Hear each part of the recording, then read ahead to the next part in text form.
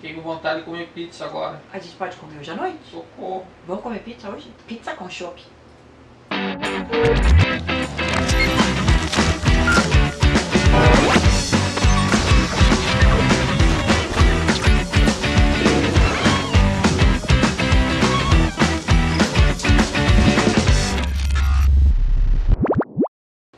Petit Comitê começando. Ô, Thiago Gás, Que diga. vou começar logo pelo...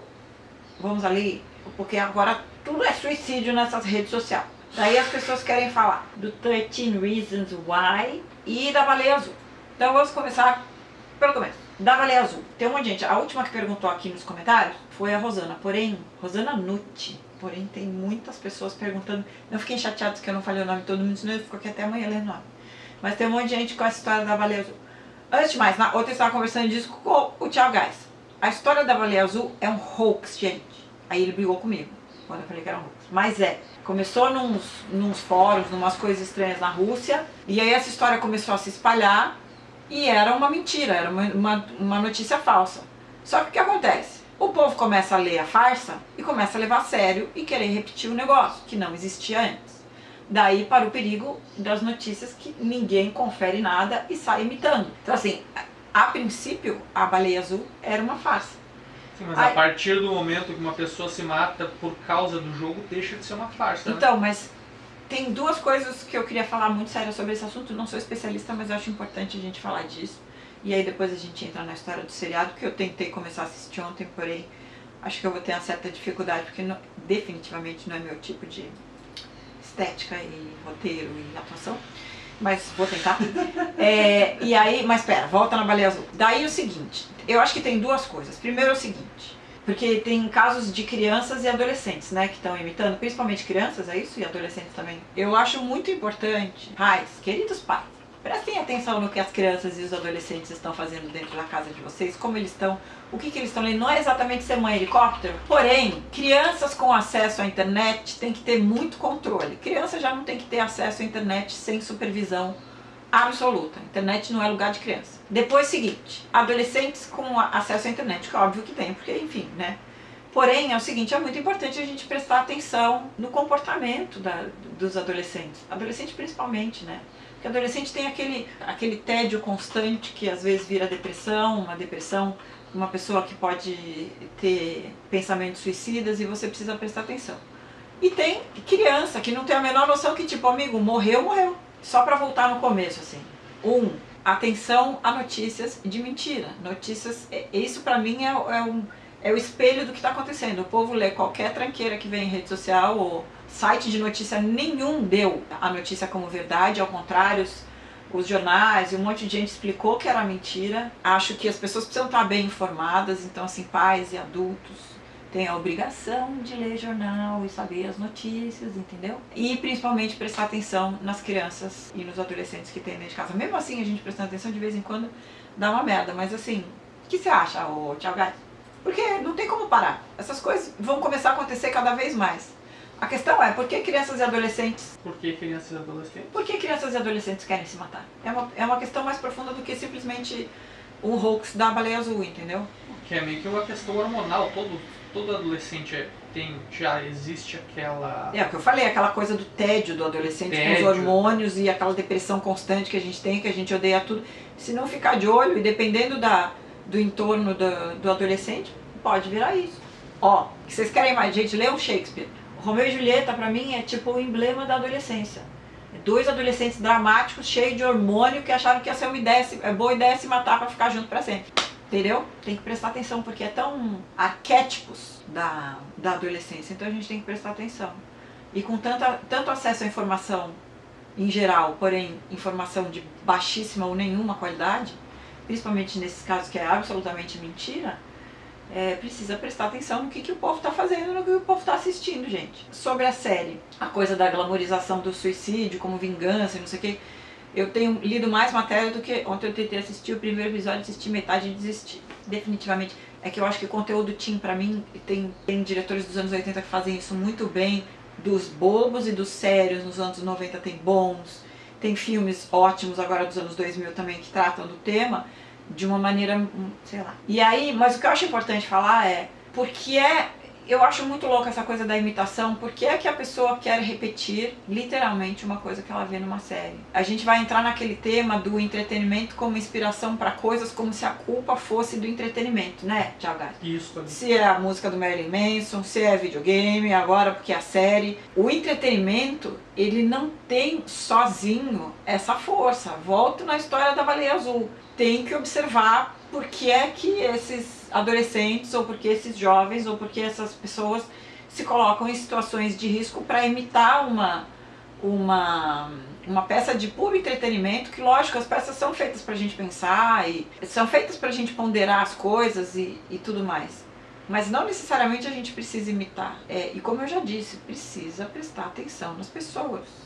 Os amigos prestarem atenção nos amigos, os pais e mães prestarem atenção nas crianças e nos adolescentes, e assim vai, o entorno, gente. A gente precisa ficar de olho, porque às vezes pode ser uma imitação boba, e às vezes pode ser uma coisa que realmente precisa de atenção profissional, porque isso vai ser um problema da vida da pessoa. Então eu nunca gosto de quando começa esse sensacionalismo de que a culpa do que acontece é da série ou do tal do hoax do jogo do Baleia Azul. A gente precisa entender como as pessoas consomem o entretenimento e obras de ficção, mesmo que essas obras de ficção, videogames, músicas, ou até uma obra que não seja de ficção, mas por que é que um jovem imita uma ação suicida como essas desses conteúdos. Está muito mais em a gente prestar atenção nas coisas, nas pessoas, do que não pode mostrar as coisas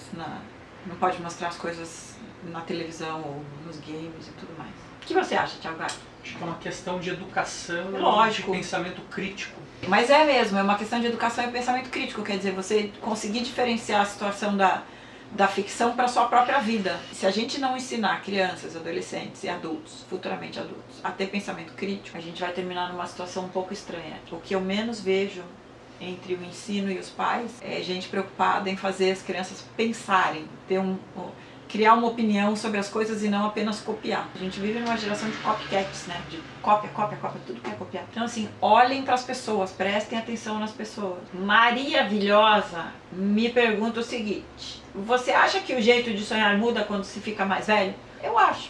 Acho que a gente fica mais pragmático, acho que a gente sonha, porém a gente sonha com uma noção real da possibilidade daquilo que a gente está sonhando, entendeu? Um pouco mais, na verdade, a gente planeja, ou a gente almeja, na verdade, a gente não sonha tão acordado assim. Então a gente fica mais pragmático, acho que tem isso.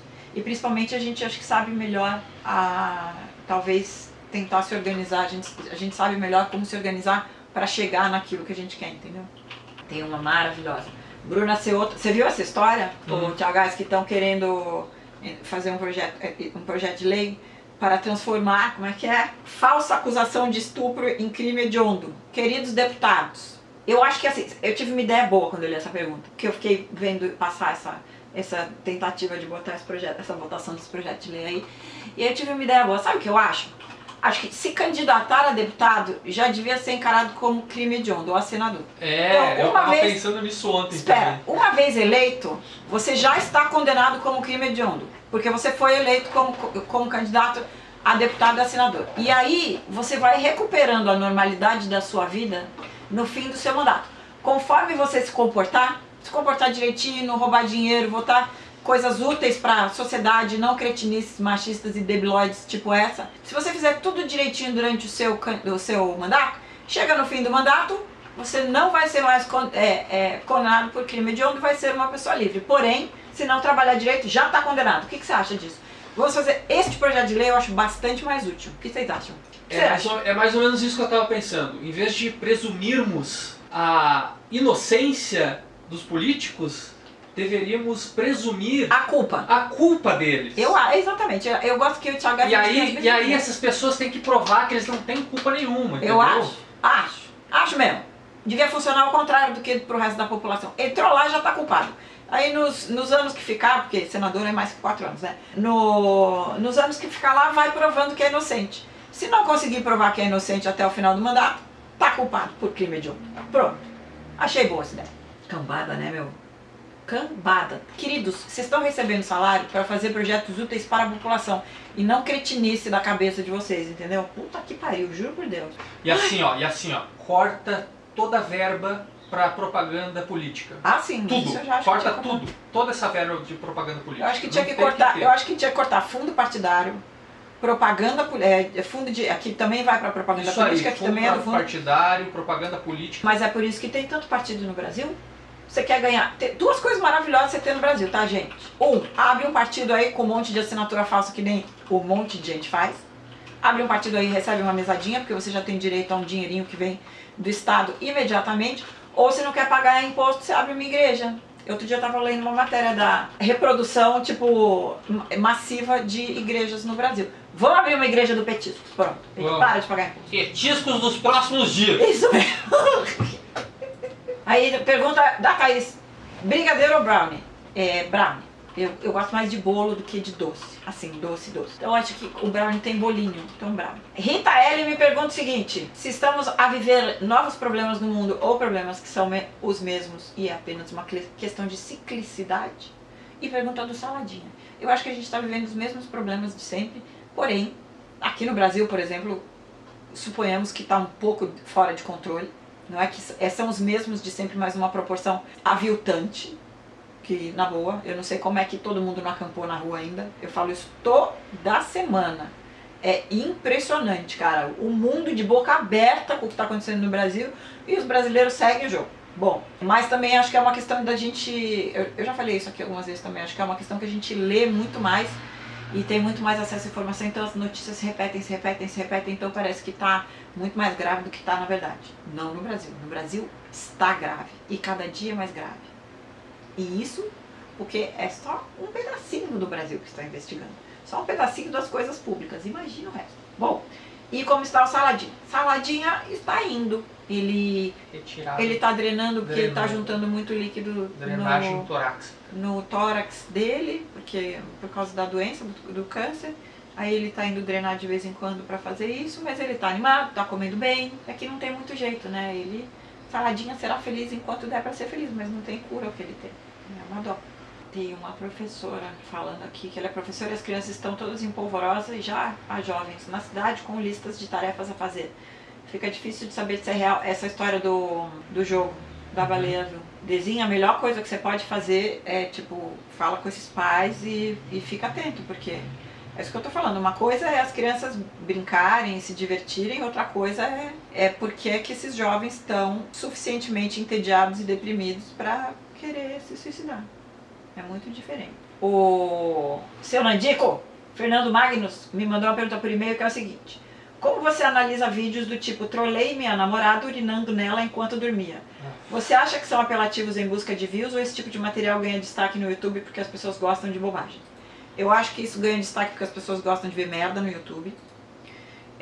Eu acho que as pessoas fazem isso porque dá view, justamente porque as pessoas gostam de bobagem. E as pessoas fazem isso porque dá view e o view dá dinheiro, que é um dilema que o YouTube vive hoje. O Google vive hoje, a gente falou semana passada da história dos vídeos de baixa qualidade e tudo mais. O YouTube está num momento que vai ter que repensar essa plataforma, porque virou uma plataforma de muito lixo, tem muito conteúdo excelente no YouTube e tem muito lixo. As pessoas botam vídeos horrorosos, tipo, qualquer merda de conteúdo desse tipo, assim, bizarro, porque sabe que vai dar muito view e vai conseguir monetizar em cima disso. O YouTube tentou mudar a maneira de monetização para apenas canais com mais de 10 mil views no total do canal poder começar a monetizar os vídeos, só que canal de tranqueira que tem mais de 10 mil views é o que mais tem. Então também não vai adiantar esse método que eles inventaram. Só que ao mesmo tempo eu fico imaginando o dilema que o YouTube passa com esse tipo de vídeo. Primeiro, pelo seguinte, você imagina que assim, o faturamento desses canais, da quantidade de views que tem esse conteúdo lixo, esse conteúdo horrível do YouTube, dá dinheiro pro dono do canal, mas dá muito mais dinheiro pro Google e pro YouTube. Aí imagina se o YouTube resolve tirar da sua rede de anunciantes todos esses canais de lixão que tem lá. Eles vão faturar muito menos. Então, eu fico imaginando, Thiago Gás, a dificuldade que deve ser que os caras estão agora para arrumar o conteúdo, voltar a ter confiança dos anunciantes e dar uma brecada nesses canais de tranqueira. Porque eles inventaram caça-níqueis. Na verdade, as pessoas entenderam que o YouTube é um caça-níquel. Então, Você vai lá, coloca um vídeo mais bizarro possível, e quanto mais bizarro, mais as pessoas assistem, quanto mais elas assistem, mais dinheirinho você ganha. Só que se o YouTube não deixar faturar, o YouTube também não ganha dinheiro, e aí? É uma faca de dois legumes. Faca de dois legumes, minha gente, não é simples.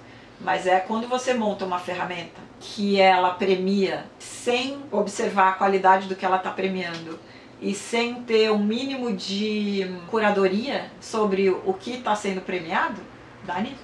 Tem a Dezinha, que é a professora também maravilhosa, pergunta, o que você acha do renascimento da teoria que a Terra é plana? Tem uma galera levando a sério. Eu falei, eu já falei aqui pro Thiago, é o povo que pulou a aula de física, de geografia, né? Difícil você explicar para essas pessoas o que é óbvio. Um pouco difícil. Precisa começar, né? Precisa começar a ensinar física de novo pros caras, um pouquinho de astronomia, um pouquinho de geografia. Querido, volta pra escola que você vai entender por que a Terra é redonda e não plana. É só você entender. É terrível, cara. Estamos voltando... É incrível como as redes sociais, ao invés de propagarem coisas importantes, fica propagando só bosta. Desculpa. Natália Luciola me pergunta, você viveu a construção da imagem do Collor? O Dória é uma versão paulistana, millennial das redes e tal? Viveu na época, né? Ela pergunta que eu vivi na época, né? Ó, vou falar que é muito diferente. A época da campanha para presidente era muito bizarro. Tinha uns comerciais tipo Caçador de Marajás, umas coisas muito ridículas, cara. E era bizarro como as pessoas falavam assim, não vou votar nele porque ele é bonitão. De novo voltamos no assunto do Zé Maia, né? Bonitão pra quem, amigo? E aí as pessoas começaram a achar que era tipo, esse cara, diz que esse cara X. Isso porque naquela época era só televisão, gente, e jornal. Não tinha internet, então as pessoas não tinham como pesquisar. E votaram simplesmente sei lá, num personagem que elas acharam que tava legal ali na propaganda gratuita. E lógico que jornais e revistas têm muita responsabilidade em promover esta criatura. Já, eu acho que o caso do Dória é um pouco diferente, porque as pessoas têm muito mais informação hoje. O caso da eleição do Collor, eu acho que as pessoas não tiveram tanta responsabilidade quanto elas têm hoje na hora de eleger uma pessoa, simplesmente porque a informação vinha toda filtrada naquela época pra gente, ou era só de jornal e revista, ou da propaganda política. Então você não tinha de verdade como se aprofundar nessa pesquisa. Lógico que quem conhece jornalista de política, quem tem amigos na política, a gente sabia das informações, né? As pessoas comentavam as coisas. Porém, hoje tá tudo aí, cara, tem a capivara de todo mundo. Você sabe onde que os caras estavam metidos, você sabe quem são. Então assim, só vota no sensacionalismo hoje quem quer. Por isso que eu não consigo entender essa história assim, vai aparecer uma nova criatura carismática e vai ser eleita. Juro por Deus, assim, vai ser eleita se a gente deixar. Se ainda se elegem pessoas única e exclusivamente baseadas no marketing que elas fazem, ou na propaganda política que aparece na televisão, é porque a gente está fazendo coisas muito erradas. Porque a gente pode explicar para as pessoas sem fervor e sem loucura, a gente consegue explicar por A mais B quem é cada pessoa. E acho que, veja bem, é a escolha individual de cada pessoa achar que tem mais a ver com um candidato ou com outro. Eu não estou aqui nem pesando o que é certo, o que é errado, se o cara é isso ou se o cara é aquilo. Mas eu acho que é muito diferente numa época que você não tinha informação nenhuma para você buscar espontaneamente, como a gente tem hoje, do que acontece agora. Então assim, você só vai votar num cara que você acredita numa lenda se você realmente for preguiçoso e acreditar na primeira história que você achar que tem que acreditar. E se depois que você pesquisar tudo sobre essa pessoa ainda achar que você tem que votar nessa pessoa, então vote. Mas acho bem diferente os dois casos. Muito diferente. Você pode ter toda a ajuda da imprensa que você quiser, você pode ter tudo o que quiser hoje. Porém, as pessoas têm muito mais informação à disposição para elas pesquisarem. É só sair da bolha dos amigos e do entorno e procurar a informação, porque a informação está disponível para todos. A internet, a internet ainda tem essa coisa maravilhosa, está toda lá a informação. Compare informações, pergunte para as pessoas, assista comentários sobre tudo, mistura os veículos. Lê um jornal, lê outro, lê as revistas, mistura a informação. E de novo voltamos lá no pensamento crítico. E de novo tenta formar sua própria opinião. E no fim a pessoa vai votar em quem quiser. Outra pergunta maravilhosa. Isso é Valmiriane Boschetti me perguntando: para começar, sem pressão porque a coisa tá feia em Brasília, Curitiba, o mundo. Pra ti é bergamota ou mexerica? Pra mim é mexerica. Bergamota! Tá vendo? Que caleza. Eu sou mexerica. Bergamota pra mim, sabe o que eu penso quando eu escuto bergamota? Não, eu penso no cheiro. Quando você tem que pensar num perfume que tem notas de bergamota, que é da mexerica, na verdade. Então, bergamota pra mim é o aroma, a fragrância, na verdade. Aroma é quando é de comida. Não, nesse caso também é de comida, sei lá. Enfim, quando você pensa no cheiro pra fragrância, assim. Porém, quando eu vou comer é mexerica. Engraçado, né? Gabriela Sayuri pergunta: bom dia. Sabia que o gato jogou minha Naked 2 no chão? Sim, jogou. Empurrou com a pata até a paleta se estatelar no chão. Então minha pergunta para o Petit Comitê da semana é: o que seus bichanos, cães, bichos já destruíram de importante na sua casa? O que eles já destruíram de importante aqui, Thiago? Eles já derrubaram umas bases suas, eu acho, umas paradas assim. Já, mas quebrou... E viraram tudo tambor. Tambor? Que tambor? Eles viraram tambor. Tamborim. Tamborim. Aqui gato nenhum derruba nada porque a ameaça constante é de virar tamborim, entendeu? Que assim, o terror impera. Se derrubar coisa e quebrar, vira tamborim. Vira assim. Vira super. É mais fácil eu virar tamborim. Eu sempre olho e falo: ai, que bonitinho, não consigo ficar bravo, que amor. Na verdade, eu acho que eles nunca quebraram nada assim. Estou tentando lembrar. Eu não consigo lembrar de nada também. Nada assim, tipo, quebraram alguma coisa mega importante. Não me lembro deles derrubarem nada assim, não. Tipo... Eles são muito comportadinhos, só que não. Eu só acho que eles têm uma certa consciência, assim, que está no inconsciente deles, na verdade. No inconsciente deles, sabe que eu sou meio louca e que é melhor não quebrar nada que vira tamborim, cara. Aí tem uma maravilhosa, Raquel, ela faz a pergunta que eu queria que alguém me fizesse. Ó, atenção, Thiago Gás. Você acha que aqueles mísseis na Coreia são reais? Eu tenho certeza que é tudo maquete. Eu tudo também. De papelão. Eu tenho certeza que é tudo de papelão. Eu posso estar muito louca, mas eu tenho certeza. Aí ela fala assim, uso do desfile, na verdade, porque sei que eles têm alguma coisa, mas acho que tudo era cenário de papelão. Sim, diz que eles têm os mísseis lá, não sei o que, fazem os testes. Mas eu acho, aqueles do desfile pra mim é tudo papelão, é papel machê. Eu tenho certeza que é tudo de mentira. Você sabe que as pessoas estão achando que o mundo vai acabar mesmo, Thiago Gás? Vai nada. Sério mesmo, os dois motoristas que eu peguei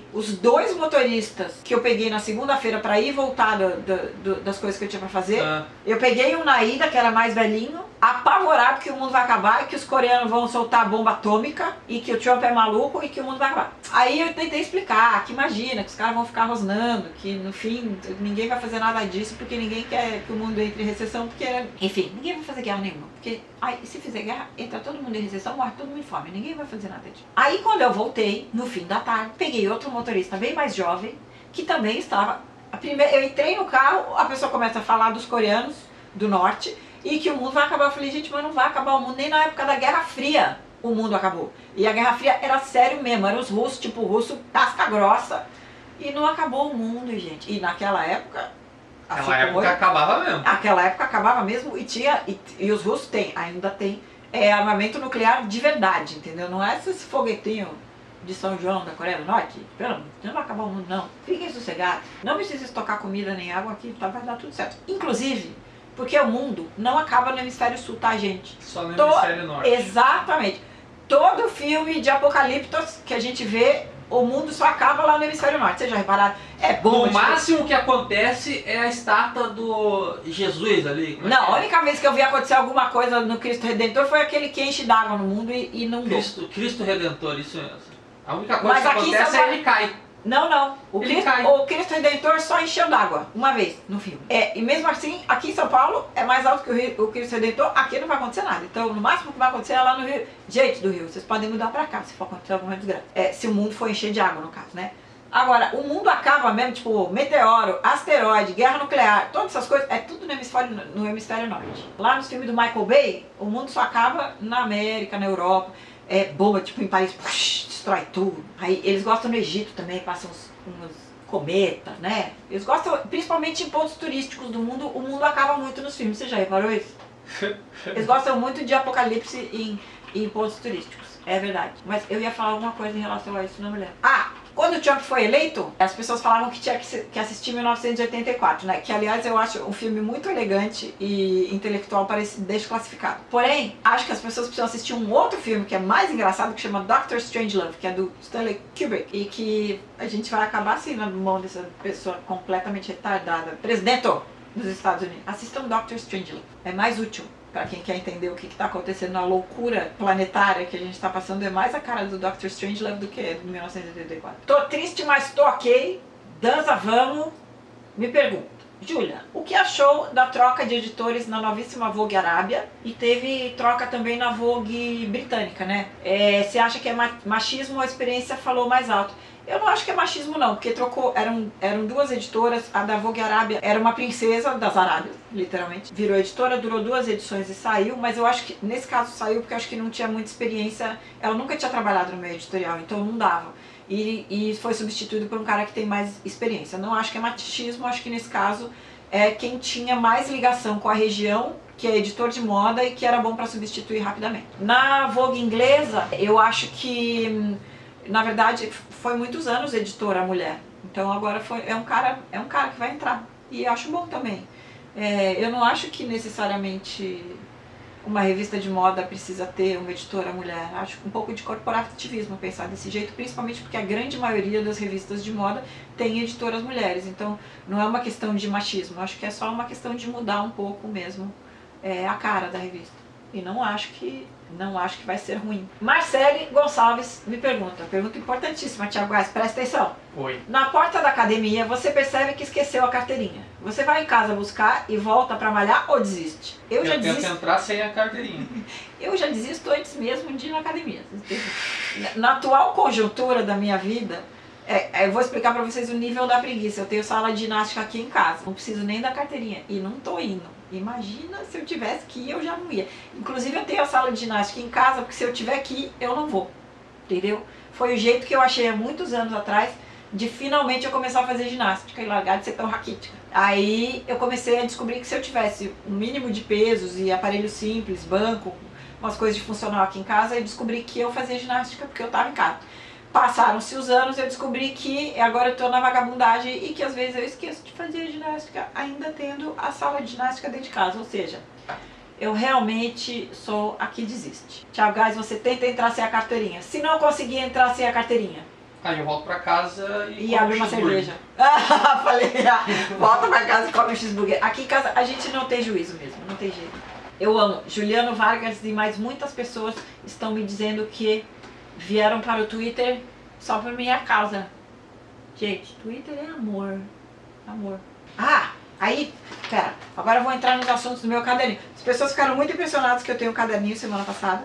Eu não fiz esse caderninho, tá? Eu ganhei do povo do Twitter esse caderninho. E eu uso ele para anotar pautas que às vezes eu vejo acontecendo, mas que não necessariamente estão na pergunta, tá? Então vamos lá. Tem uma das meninas me pergunta aqui, a Flávia França, me pergunta coisas que eu acho muito importantes da gente conversar. Fala, amiga, fala do body positivity, ter sido necessário um movimento novo pra falar pra galera só ficar de boas com o próprio corpo.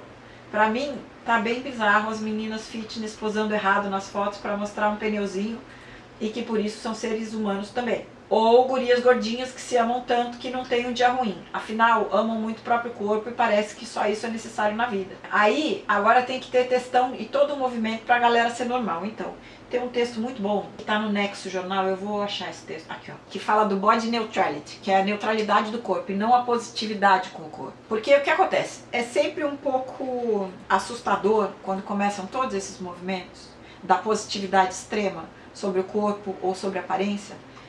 E esse texto fala uma coisa muito legal, que é o seguinte: é muito louco como quando começam esses movimentos de positividade do corpo, o foco, que antes as pessoas não gostavam do próprio corpo e agora o movimento é para as pessoas gostarem do próprio corpo, mas é muito louco como as pessoas não tiram o foco do corpo. Já reparou isso, Thiago? Já. Então assim, é um movimento disfarçado para você não ser oprimida pela boa forma do corpo, porém ele te oprime da mesma maneira porque você não para de pensar no corpo. Então, que positividade existe numa coisa que você continua pensando nele o tempo todo? Mesmo que seja para aceitar ele da maneira que ele é. Mas você continua preocupada com ele, entende? É muito louco isso. E eu achei tão importante isso que, juro, porque tem essa coisa assim, eu fico um pouco assustada desse hiperpositivismo de eu amo minhas estrias, e eu amo meu pneuzinho, e eu amo os meus ossos, ou eu amo o meu vitiligo, eu amo, e eu sou obrigada a amar porque eu tenho que ser positiva. E a gente não ama porra nenhuma o tempo todo, gente, isso é mentira. Ninguém é feliz o tempo inteiro, nem com a aparência, nem com o corpo, nem com a vida, nem com nada, entendeu? A gente não é feliz o tempo inteiro. Então, essa coisa de você ter que ser feliz e se amar e se gostar o tempo todo, eu acho tão opressor quanto você tá errado porque você não tem o corpo do verão, entendeu? Então é uma nova maneira de oprimir as pessoas, porque se você não se ama, é porque você é uma infeliz. Se você não se ama do jeito... E aí a pessoa se ama do jeito que ela é. E se ela muda minimamente, aí as pessoas começam a xingar porque ela mudou. Porque ou era gordinha e emagreceu, ou emagreceu e ficou gordinha, ou era branquinha se bronzeou, ou sei lá o que, ou era loira ficou ruiva, e assim vai, cara. Então, eu acho, tem uma coisa que eu acho que com a idade a gente aprende, às vezes não aprende, né, mas com a idade a gente tem a oportunidade de aprender, que assim, acho que a melhor coisa que tem na vida é a gente aprender a se tolerar. É a tolerância com o próprio corpo, com a própria pessoa. Eu já falei disso aqui outra vez, sobre a gente se sentir à vontade com a gente. Porque vai ter dia que a gente vai se odiar, vai ter dia que a gente vai se achar linda também. E em geral a gente vai se achar linda muito menos do que o resto. Mas o mais importante é a gente, não é mais do que se amar, é se tolerar, se olhar com tolerância. Quando eu comecei a fazer os vídeos de maquiagem, eu acho que isso era a coisa, e continua sendo pra mim a coisa mais importante, é o tempo que eu gostaria que as mulheres ou as pessoas que assistem o vídeo passassem em frente do espelho, se olhando e se olhando com tolerância, se divertindo um pouco consigo mesmo, com os erros, com a proporção errada, com a maquiagem que dá errado ou que dá certo, com ficar mais bonita ou mais errada, com uma maquiagem X ou Y. A maquiagem é apenas uma ferramenta para as pessoas serem obrigadas a se olhar em detalhes, sabe? E criar uma certa tolerância e uma certa amizade, a gente ser amigo da gente, se relacionar com a gente de uma maneira verdadeira, assim, porque a gente não se gosta o tempo todo. E tem muita gente que se gosta há muito pouco tempo, mas o simples fato da gente aprender a se tolerar já é ótimo, de se olhar com tolerância, com paciência, sabe? Quanta gente eu conheço que passa o tempo inteiro se olhando no espelho, mas não se vê, não se olha de verdade. Olha uma aparência externa rapidamente, mas não se enxerga ali. Vocês entendem o que eu tô falando? Mais profundamente, assim, de não se enxergar mesmo. Tem uma coisa da aceitação que não é aceitação apesar de tudo. É você se aceitar, a gente se aceita do jeito que a gente é o que a gente tem, esse é o corpo que a gente tem para trabalhar durante esta vida. Esta é a... Lógico que as pessoas têm todo o direito de não, eu quero mudar isso ou aquilo, eu quero ser de outro jeito, eu quero entrar em forma ou não, eu não quero. As pessoas têm a liberdade de fazer com ele o que quiser, mas essa é a pessoa que a gente vai ter que lidar durante toda a nossa vida. Se a gente não aprender a lidar com esta pessoa, e não a aparência da pessoa, mas com a pessoa, não vai ter aparência que vai resolver.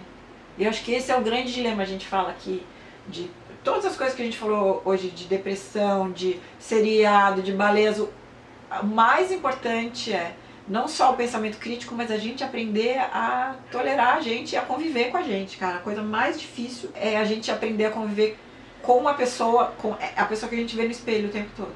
Mas olhar com sinceridade, olhar com tolerância, sabe? Eu acho muito vazia essas campanhas de hiperamor que tem agora. Acho muito aflitivo. Acaba criando uma fragilidade nas pessoas, disfarçada de eu sou linda e eu me amo assim mesmo, e é mentira. Pronto, acabou. Não acha, Thiago Gás? Um pouco cansada dessas campanhas da positividade a todo custo. Um pouco chato isso. Não é verdade. A idade vai ensinar isso pra vocês. Se a idade não ensinar, paciência. Porém, eu acho que o tempo ensina as coisas pra gente. A gente fica inventando ferramentas. É quase que uma ferramenta de marketing popular. Não é de uma marca ou de um governo ou de alguma coisa que tá te vendendo alguma coisa. São pessoas te vendendo um comportamento pra você se comportar como elas acham que você tem que se comportar. Só acho que as pessoas precisam se tolerar. Elas não se toleram nem... Aí eu tinha anotado tudo isso aqui que eu queria falar, porque a Flávia me fez pensar num monte de coisas. Eu já tinha lido esse texto e eu li o original gringo também, que eu acho que tem o link no Nexo. Vou deixar o link desse texto aqui no canal do YouTube e no Petiscos também para quem quiser ler, que eu acho que é uma coisa importante pra gente pensar. A gente não se ama apesar de tudo, a gente se ama dentro do possível e mais do que tudo a gente se tolera. Acho que Não só a gente com a gente, mas com a gente com o mundo. A gente não precisa amar todo mundo, mas a gente precisa tolerar as pessoas e principalmente a gente. Nossa, que eu tô muito profunda. Peraí, que agora tem um monte de pergunta maravilhosa aqui em cima. Ah, Raquelitas me pergunta uma coisa. Como funciona a justiça sobre os influenciadores digitais a respeito de propaganda enganosa? Então, você tem dois departamentos no Brasil que cuidam disso. Um é o CONAR, que cuida da propaganda e da forma como ela é publicada e dá as regras, que ele não tem força de lei, mas o mercado obedece bastante, as agências e tudo obedecem bastante.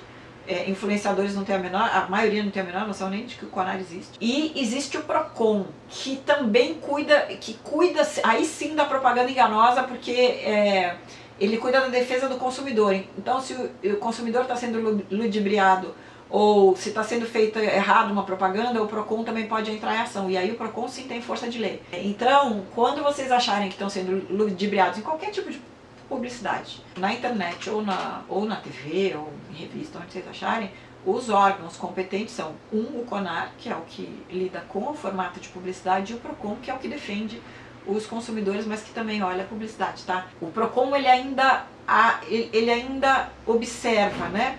O CONAR, ele não observa nada, ele só funciona se ele for provocado, então você tem que avisar ele, porque ele não vigia o mercado. Perguntas fundamentais agora. Fernanda Botelho me pergunta, atenção, Thiago Gás. Se não pudesse nunca mais comer hambúrguer ou pizza, qual escolheria? Morrer! Morrer? Escolheria morrer! Não, eu escolheria hambúrguer. Aliás, eu escolheria ficar com a pizza, entendeu? Eu abro mão do hambúrguer. Oh my god! Porque hambúrguer eu posso comer a carninha em outros formatos. Já a pizza é uma pizza. Uma pizza é uma pizza, gente. Inclusive eu posso comer a pizza de carne moída, se eu quiser. Não, hambúrguer. Tá tirando hambúrguer do seu Então. Não pode ter hambúrguer na sua pizza. Não é hambúrguer, é carne. Não. Carne é carne. Ih, Thiago Gás já tá querendo variar demais essa regra. Presta atenção. Eu tiro o hambúrguer e fico com a pizza. Isso, vamos comer uma pizza de hambúrguer, então. Isso, vai ficar gostoso. Eu quero pizza. Qual que é? Pizza de estrogonofe? Pizza de coração de galinha? Tem que ter maionese, ketchup. Tem mais perguntas maravilhosas. Annie Rios. Vou fazer uma série, porque a Annie Rios tava com a macaca hoje, fez muita pergunta boa. Desodorante Rolon ou spray? Pra você, Thiago Gás, spray, porque tem o tubaquinho peludo e o Rolon gruda, certo? Tanto faz. Então, eu prefiro o Rolon porque eu não prefiro usar o mínimo de coisas em spray no mundo. Pizza, quente ou fria? Tanto faz. Quente. Como quente ou fria. Acho bom. Quente. Vinil, CD ou MP3? No momento vinil, a gente tá no momento de vinil aqui em casa. Vinil. Recuperamos os vinis. Acho que desses formatos, CD eu dei todos os meus, fiz lojinha no Enjoei, o que sobrou eu distribuí de presente pro povo do Enjoei, já tinha dado um monte de presente para os amigos e guardei só um pouquinho, que é o que vocês veem aqui no fundo, que são os meus favoritos da vida, e é isso aí, e o resto acabou. Crédito ou débito? Débito. Crédito. Pegar conchinha na praia, pode ou não pode? Pode. Apesar que diz que não pode, mas pode. Quem tem filho pequeno, gente... Por que não pode? Ah, não sei, o negócio desse de ecologia, que diz que não pode pegar conchinha. O povo não deixa nem mais a gente pegar conchinha na praia, cara. Veja bem. Eu pego conchinha desde criança. Minha filha pegou muita conchinha. Meu banheiro é cheio de conchinha que minha filha pegou pra mim quando eu era criança. Eu adoro. Conchinha, pedrinha. Chegava na praia, parecia uma louca. Um saco cheio de coisa que ela trazia pra mim. Uma graça. Acho que acabou por hoje, gente. Tá bom, né?